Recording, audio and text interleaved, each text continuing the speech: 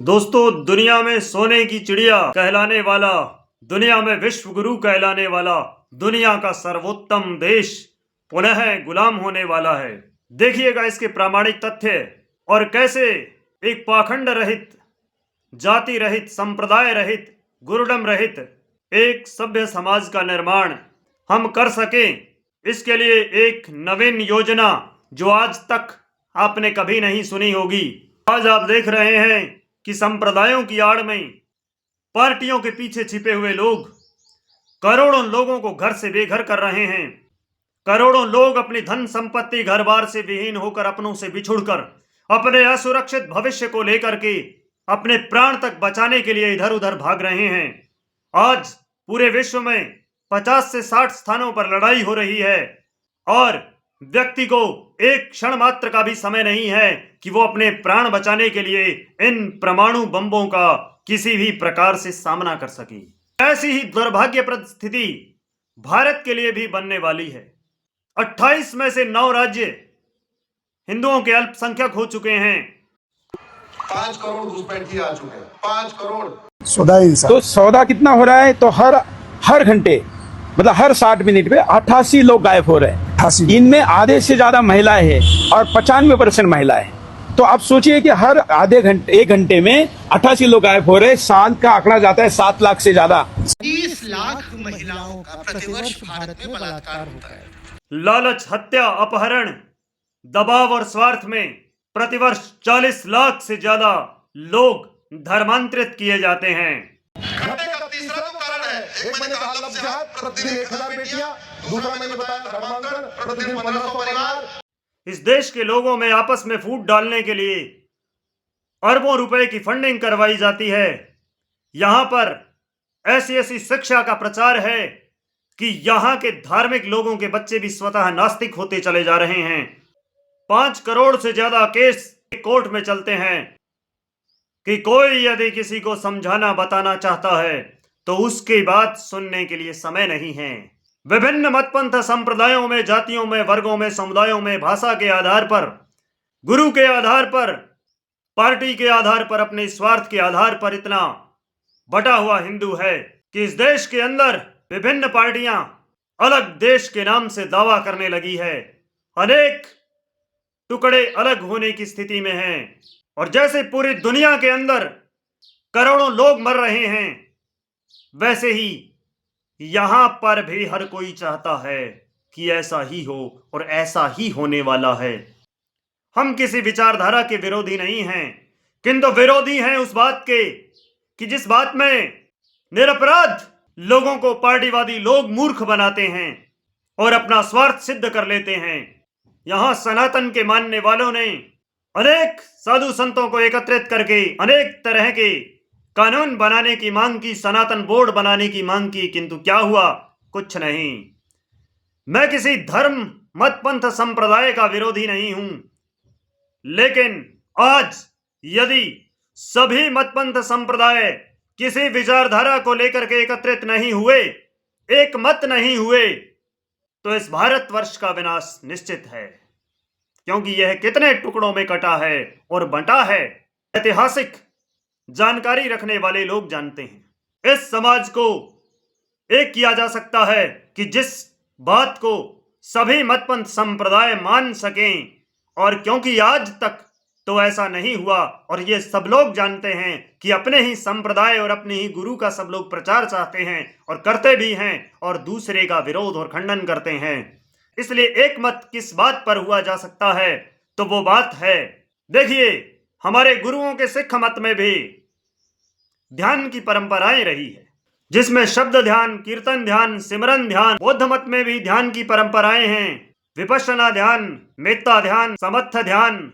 ऐसे ही जैन मत में भी रौद्र ध्यान, आर्त ध्यान, धर्म ध्यान, और इसी प्रकार से सनातन मत के अंदर भी सगुण ध्यान, निर्गुण ध्यान, हठयोग ध्यान, राजयोग ध्यान, अष्टांग योग ध्यान, और अनेक भारत के मतपंथ संप्रदाय हैं, जैसे कि ब्रह्म कुमारी, आर्य समाज, ओशो, दिव्य ज्योति जागृति संस्थान और अनेक विदेशी मत जो अनेक तरह के हीलिंग मैनिफेस्टेशन आदि ध्यान की परंपराओं को मानते हैं।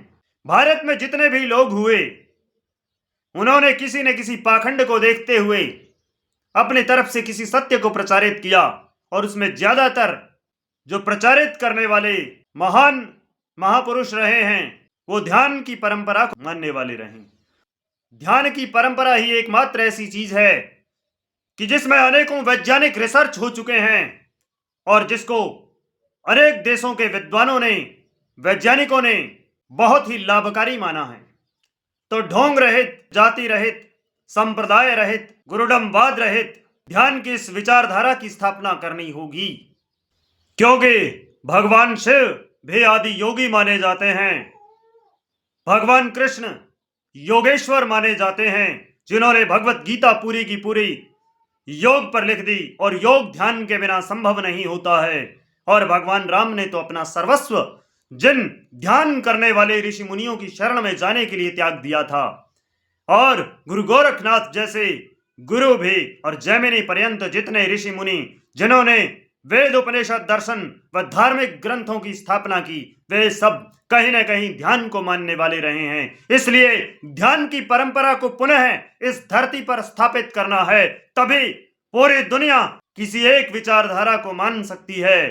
कोई एक विचारधारा इस दुनिया में शांति की स्थापना कर सकती है, क्योंकि मेरा यह मानना है कि जब तक व्यक्ति के अंदर गुणों का विकास नहीं होता, उसके अंदर धैर्य, बुद्धि, शांति का विकास नहीं होता, बल, पराक्रम, सहनशीलता का विकास नहीं होता, तब तक उसके अंदर प्रेम का भी विकास नहीं होता। और यदि इन गुणों का विकास करना है तो ध्यान की परंपरा को महत्व देना होगा। और इसके लिए इस परंपरा को कैसे इस धरती पर स्थापित करना है, तो मैं विश्व के समस्त धर्म गुरुओं, तपस्वियों, योगियों व साधनारत साधकों से निवेदन करता हूं कि वे आए एक ऐसा संवाद, जिस संवाद में प्रश्न केवल वही करेंगे जो आपने जीवन में ध्यान को धारण करके आपने अपने जीवन में लाभ प्राप्त किया हो। आप प्रश्न वही कर सकते हैं जो आपने जीवन में धारण करके लाभ को प्राप्त किया हो। ऐसा करने से एक तो ऐसे ही विद्वान सामने आएंगे कि जो तपस्वी होंगे, आचरणवान होंगे। दूसरे, प्रत्येक योगी का प्रत्येक प्रश्न के ऊपर अलग तरह का अनुभव रहता है, इसलिए अनेक प्रकार के सत्यों का उद्घाटन होगा। तीसरा, संसार में जीवन में धारण करने वाली प्रैक्टिकली विद्याओं से संबंधित ही प्रश्न और उत्तर होंगे। तब दुनिया में पाखंड स्वतः निरस्त होता चला जाएगा। और विशेष करके उन 50 से अधिक लोगों के लिए शेयर कर दीजिए कि जो अपने आप को परमात्मा, भगवान का अवतार होने का दावा करते हैं। वे आए, सामने प्रश्न रखे, दूसरे व्यक्ति को यदि प्रश्न का उत्तर नहीं भी आता है तो स्वयं तो उसका प्रश्न का उत्तर दें, क्योंकि वह उनके स्वयं का अनुभव होगा। ये शर्त है संवाद की। और दूसरा, उन वैज्ञानिकों के लिए भी ये शेयर कर दें, क्योंकि ऐसी बहुत सारी बातें, और मैं भी कुछ इस प्रकार की बातें प्रस्तुत करने वाला हूं कि जिस पर विज्ञान यदि रिसर्च करे और सत्य साबित हो तो दुनिया में इस मानवता की विचारधारा को फैलाने में उनका बहुत बड़ा हाथ रहे। और इस तरह इस विचारधारा के आधार पर भारत के समस्त मत, पंथ, संप्रदाय एक मत हो सकते हैं। ढोंग, पाखंड, स्वार्थ, जाति, संप्रदाय रहित एक ऐसी उत्तम विचारधारा जिससे मानव के जीवन के गुणों में वृद्धि ही होती है, ह्रास नहीं। तो कृपया सभी इस वीडियो को शेयर अवश्य करें। मेरा अगला वीडियो जातिवाद को इस दुनिया से कैसे खत्म करना है, और यदि आप समझना चाहते हैं और ज्यादा से ज्यादा लोगों तक इसे पहुंचाना चाहते हैं तो रात्रि को 9 से 10 बजे कक्षा होती है। यह नंबर है, इन नंबरों पर आप मैसेज कर लें। वह जो विद्वान, धर्माचार्य, योगी, संत, साधक जो भी शामिल होकर के अपने अनुभव प्रस्तुत करना चाहते हैं वे भी इन नंबरों पर मैसेज कर सकते हैं।